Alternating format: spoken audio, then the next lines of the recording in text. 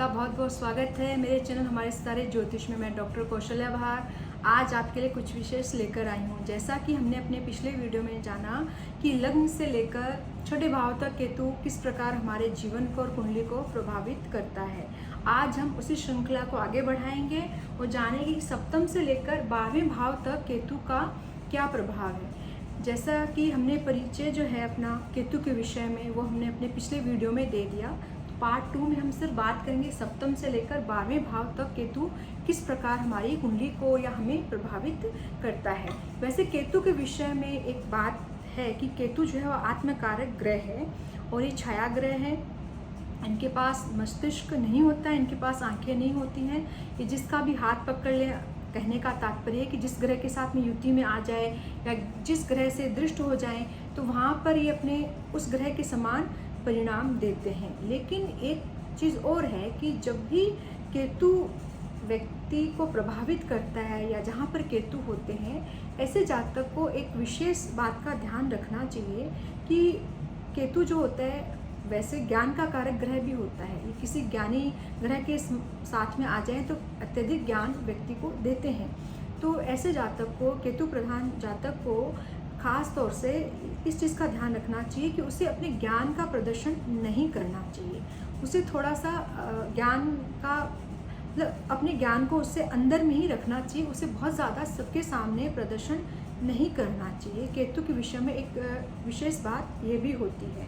और केतु जो होते हैं वो रिपीट करवाते हैं, रिपीटेशंस करवाते हैं, पुनरावृत्ति करवाते हैं। ऐसे केतु जिस भाव के साथ में, कहने का तात्पर्य जिस भावेश के साथ में ये युति बना लेते हैं वहाँ पर रीटेक्स लगते हैं। बार बार वो कार्य हमें करना पड़ता है या बार बार वो कार्य हमें करने के लिए केतु बाध्य कर देते हैं। ये हमने केतु के विषय में एक आपको विशेष बात बताई। अब बात करेंगे कि सप्तम भाव में केतु का क्या प्रभाव है। जब केतु सप्तम भाव में आते हैं तो कैसा प्रभाव डालेंगे, क्योंकि ये शुक्र की राशि में है।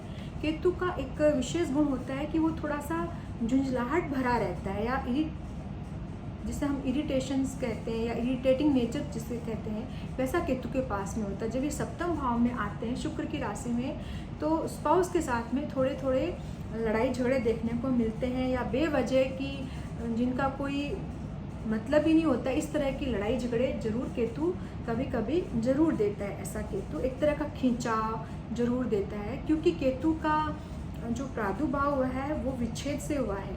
तो विच्छेद थोड़ा करवाते हैं, डिटेच करवाते हैं, क्योंकि केतु जिस भाव में बैठ जाते हैं वहाँ से उस भाव को यदि हम ज़्यादा फोकस नहीं करें, वहाँ पर हम एवरेज अपने विचार रखें उस भाव से संबंधित या तो फिर थोड़ा रिजल्ट जो रहते हैं वो फेवर में आते हैं। हम उस चीज़ के ऊपर ज़्यादा फोकस करेंगे, क्योंकि केतु के लिए बात है कि केतु का जब पीरियड चलता है तो हमें उस चीज़ के विषय में ज़्यादा विचार नहीं करना चाहिए।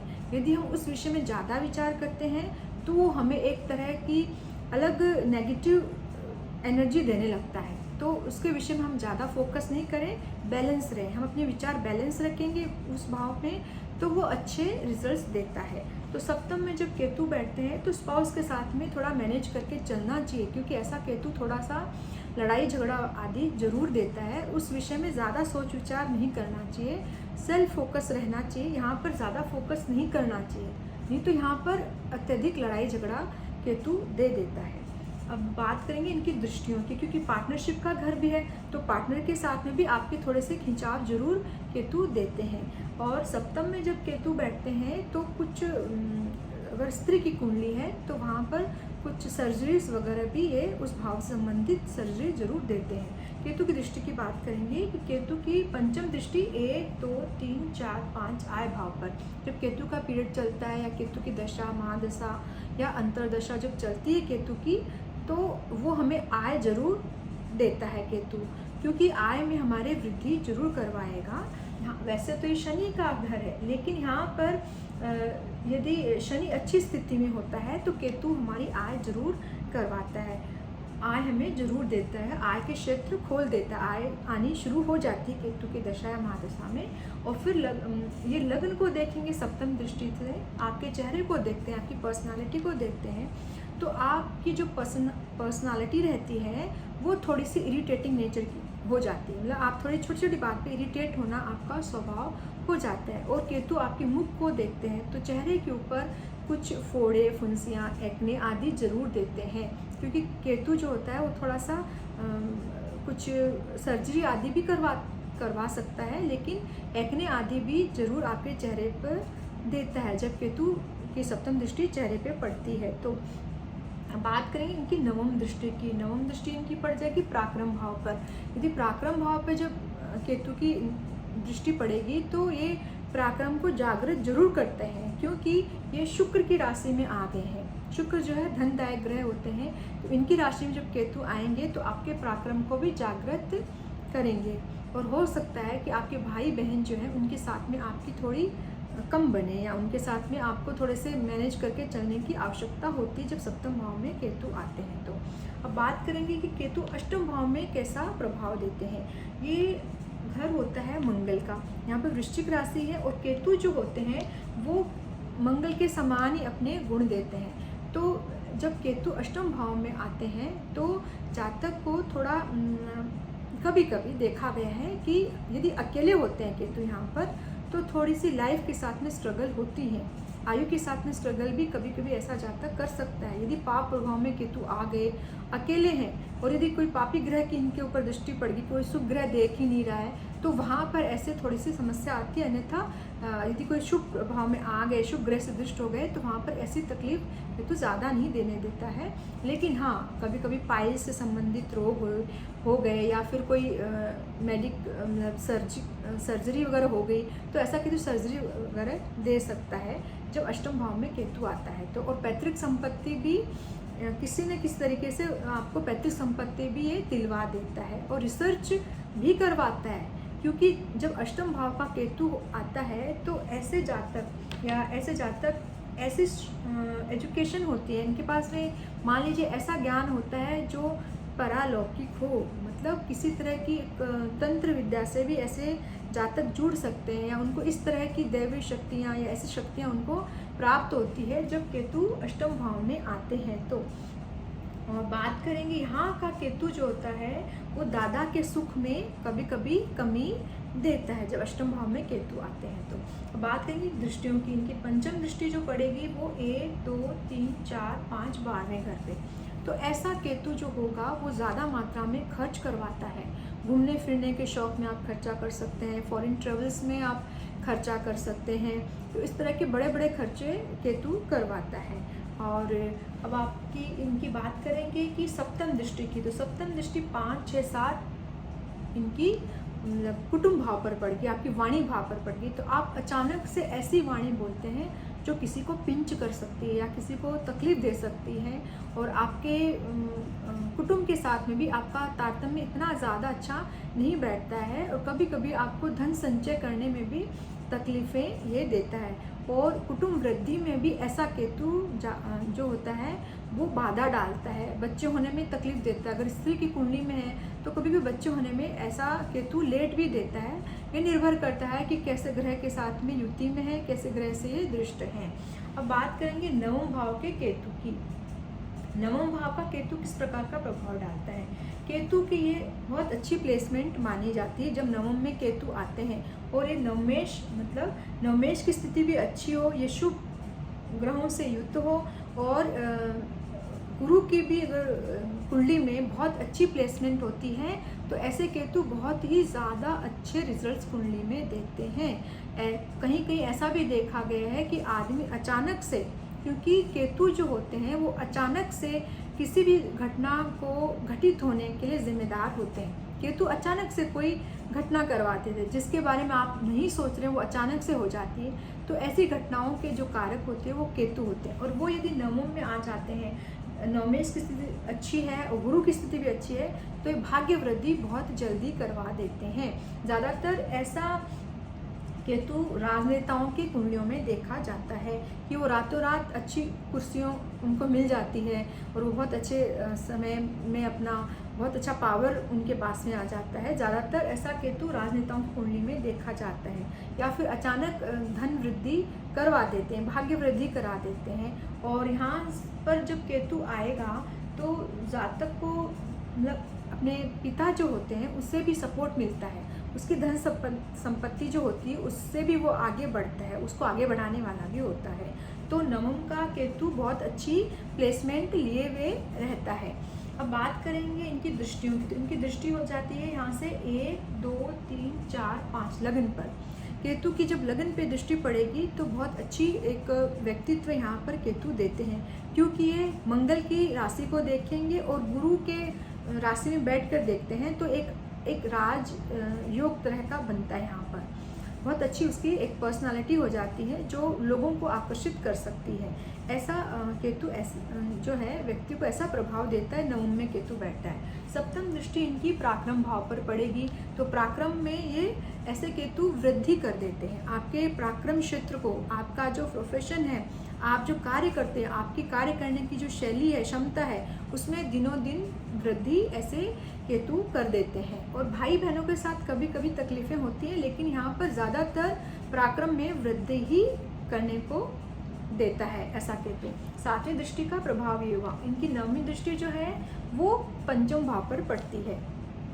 तो पंचम भाव पर जब नवम दृष्टि इनकी पड़ेगी तो ऐसे जो केतु होते हैं माफ कीजिए, ऐसा केतु जो होता है वो आपको पेट संबंधित कभी कभी रोग जरूर देता है, क्योंकि गुरु की राशि में बैठकर सूर्य के घर को जब ये देखेंगे तो पेट में कभी कोई अल्सर या फोड़ा ऐसा देखा जा सकता है। और यदि स्त्री की कुंडली है तो वहाँ पर उनको जो संतान उत्पत्ति होती है वो थोड़ी सी तकलीफ़ों के साथ में होती है, और जब संतान होती है तो सर्जरी जरूर करवाता है ऐसा केतु जो होता है। पेट में कोई तकलीफ़ें जरूर देता है, मतलब पाचन शक्ति को ये थोड़ा सा तकलीफ देते हैं ऐसे केतु जब नवम दृष्टि पंचम भाव पर डालेंगे। तो ये तो बात होगी कि नवम भाव में केतु की क्या प्रभाव हुआ। अब बात करेंगे दशम भाव में।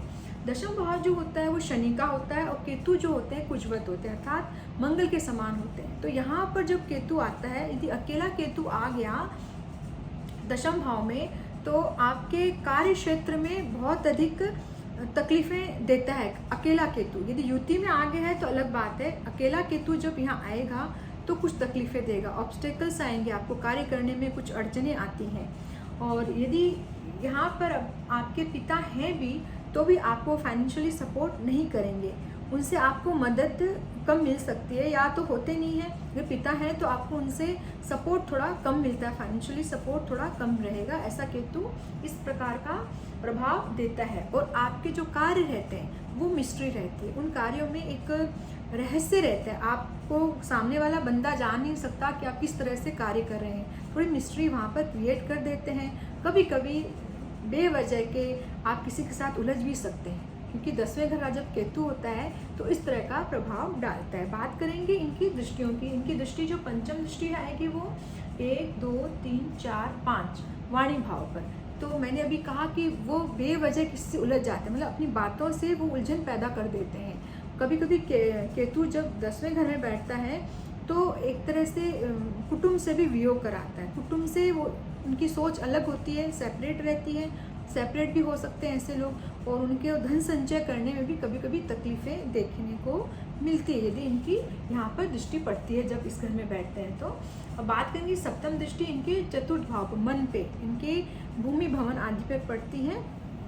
तो इनकी मन की जो प्रकृति रहती है वो रहस्य तो रहता ही है, और थोड़ी सी खिन्नता भी इनके मन में रहती है। ये जान पाना थोड़ा मुश्किल होता है कि अंदर से जातक किस तरह का होगा, किस तरह का जो स्वभाव दिखा रहा है वो वैसा है या नहीं है, ये थोड़ी उसमें तकलीफ़ें होती हैं।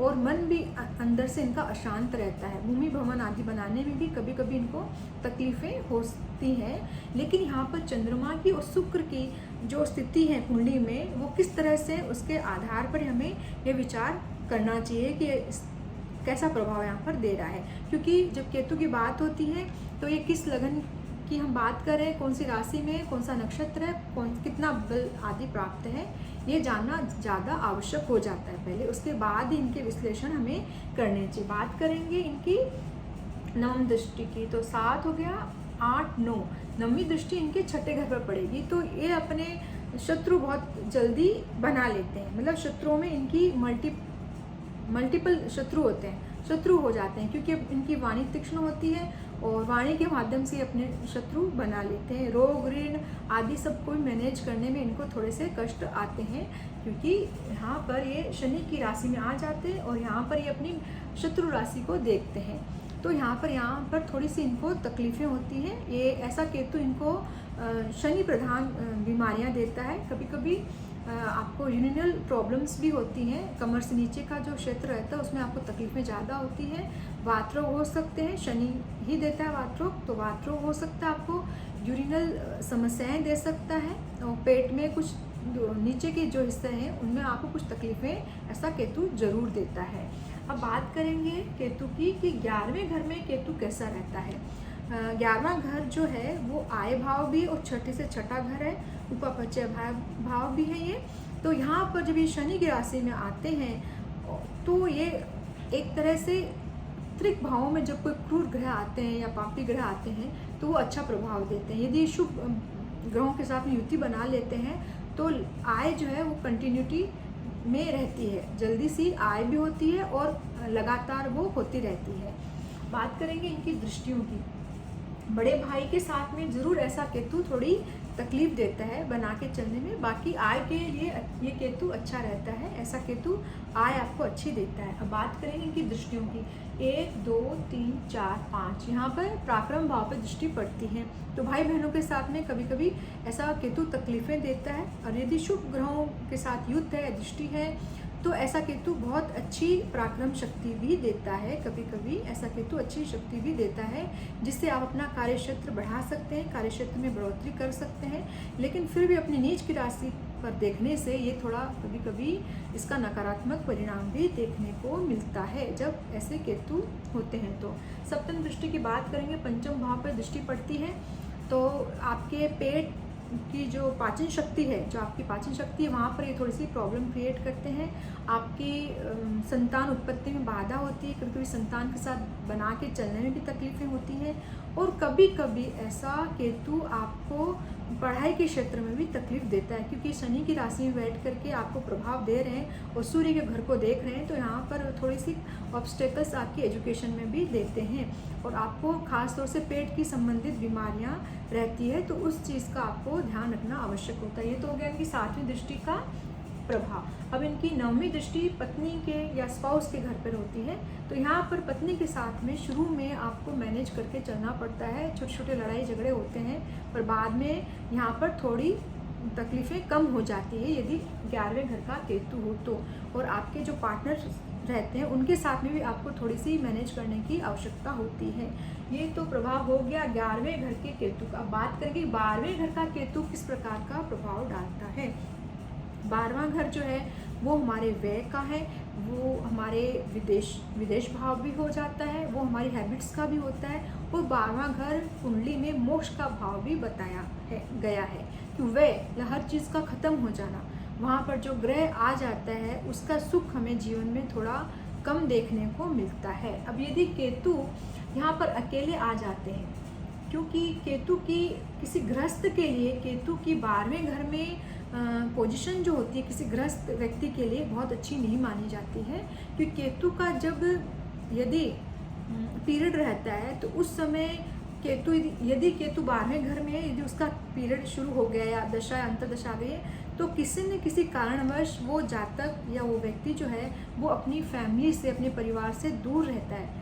कभी कभी डिटेच भी हो जाते हैं लोग, और कभी कभी दूर भी रहते हैं, किसी कारणवश भी रहते हैं। यदि यहाँ पर केतु गुरु के साथ में युति बना लेते हैं तो किसी ज्ञानवान पुरुष के लिए या किसी सन्यासी के लिए तो बहुत अच्छी स्थिति होती है, लेकिन किसी गृहस्थ व्यक्ति के लिए ऐसी स्थिति अच्छी नहीं मानी जाती है, क्योंकि केतु का स्वभाव जो होता है विच्छेद करवाना होता है, डिटेच करवाना होता है, अलग करवाना भी होता है, क्योंकि उनका जो निर्माण है, जो प्रादुर्भाव हुआ वो विच्छेदन से हुआ। इसलिए 12वें घर में केतु को अच्छा माना गया है, लेकिन किन्हीं विशेष परिस्थितियों में हर व्यक्ति के लिए केतु 12वें घर में अच्छा रिजल्ट नहीं देता है, क्योंकि ऐसा केतु जो होता है वो ज़्यादातर, अगर हम दृष्टियों की बात करें, वैसे तो ज्ञानवान होता है, व्यक्ति के पास बहुत अधिक ज्ञान होता है क्योंकि गुरु के घर में केतु बैठा है। लेकिन अगर नॉर्मल व्यक्ति की बात हम करें, सामान्य व्यक्ति की बात करें, केतु का पीरियड चल गया तो व्यक्ति ज़्यादातर परेशान ही रहता है, अलग होकर के रहने लगता है।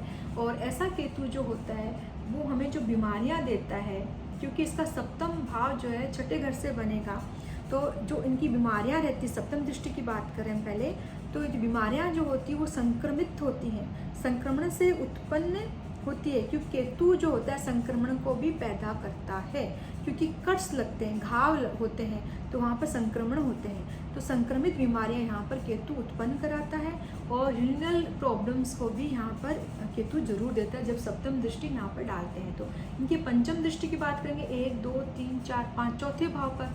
तो चौथा भाव आपके मन का भी रहता है, आपकी गृहस्थी का भी रहता है, आपकी माता का भी रहता है, वहाँ पर केतु आपको डिटेच करवा देता है। यदि शुभ ग्रहों की दृष्टि में है तो इनका डिटेचमेंट अलग तरीके से होता है, लेकिन शुभ ग्रहों की दृष्टि में नहीं है या शुभ ग्रहों की युति में नहीं है, तो ऐसा केतु आपकी माता से आपका अलगाव कराएगा, आपकी पत्नी से भी समटाइम्स अलगाव कराता है, डिटेच करवाता है ऐसा केतु। तो गृहस्थ के लिए 12वें घर में केतु अच्छा नहीं माना जाता। यदि इनकी दशा चलिए तो ये अपने उस हिसाब से आपको रिजल्ट्स देते हैं। रोग में, ऋण में आपका समय अधिक कटता है, आप इंट्रोवर्ट्स हो सकते हैं, आप अलग हो सकते हैं, आपकी विचारधारा या आप सेल्फ फोकस्ड हो सकते हैं, सिर्फ आप अपने बारे में सोचेंगे, दूसरे के विषय में नहीं सोचते यदि 12वें घर में केतु आ जाता है। हाँ, मोक्ष के लिए अच्छी स्थिति है, अकेले केतु के लिए मोक्ष की स्थिति नहीं होती है, इसके साथ में गुरु का या अच्छे शुभ ग्रहों का यहाँ पर होना ज़रूरी होता है यदि केतु 12वें घर में है। तो अब बात करें केतु की 9वीं दृष्टि की, तो केतु की 9वीं दृष्टि होगी 7 8 9 अष्टम भाव पर। अष्टम भाव को जब केतु देखेंगे तो कभी कभी तकलीफ़ें भी देते हैं, आपको इनसे संबंधित बीमारियां भी देते हैं, आपको एजुकेशन से रिलेटेड तकलीफ़ें भी होती है, या फिर आप किसी तरह का ज्ञान प्राप्त करें, अलग तरह का ज्ञान ले रहे हैं जो बहुत ही आध्यात्मिक ज्ञान है, तो वहाँ पर आपको इंटेंसिवली स्टडी करवाते हैं या बहुत अंदर घुस करके आप ज्ञान ले सकते हैं। लेकिन यहाँ पर युति में केतु का होना बहुत आवश्यक होता है। जनरली क्या होता है, केतु के विषय में होती है कि 12वें घर में केतु आ गया तो व्यक्ति मोक्ष को प्राप्त करेगा। ऐसा नहीं होता है कि हर समय हम मोक्ष को प्राप्त करें। मोक्ष के लिए पूरी कुंडली का विश्लेषण करना आवश्यक होता है, तो आप इस तरह का कोई भ्रम न पालें। 12वें घर में केतु की स्थिति बहुत अधिक शुभ नहीं मानी जाती है गृहस्थ के लिए। ये ज़रूरी होता है कि आप यदि सन्यासी हैं या साधु हैं तो आपके लिए 12वें घर में केतु अच्छा है, गुरु के साथ आ गया तो बहुत ज़्यादा अच्छा है, शुभ ग्रह के साथ बहुत ज़्यादा अच्छा है। यदि मान लीजिए शुक्र के साथ में केतु 12वें घर में है तो पत्नी के साथ तो आपका डिटेचमेंट हो, आप डिटेच हो जाएंगे अपनी पत्नी से, शुक्र से आपका अलगाव हो जाएगा। तो हर समय केतु की 12वें घर में स्थिति शुभ नहीं होती है। तो आशा करती हूँ, ये तो बात हुई कि सप्तम से लेकर 12वें भाव तक केतु का क्या प्रभाव रहा। तो आशा करती हूँ कि आपको मेरी ये जानकारी अच्छी लगी होगी। यदि आपको मेरी जानकारी अच्छी लगी है तो आप मेरे चैनल को सब्सक्राइब करना बिल्कुल भी न भूलें, और तब तक के लिए नमस्कार।